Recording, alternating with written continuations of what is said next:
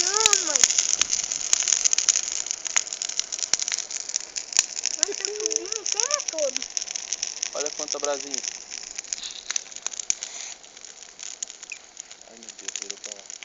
Ai, cadê aquela toalha, pai? Por que você tirou a toalhinha? Aquele cobertor que tá lá na coisa é nosso, né? Não. É o que é aquilo? Cobertor. Quem é? No meio. É tudo tudo.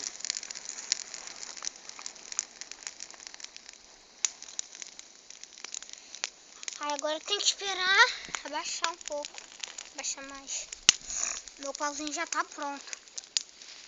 Mas se bom se eu tivesse com aquela monte de... Filho, você fala pra caramba.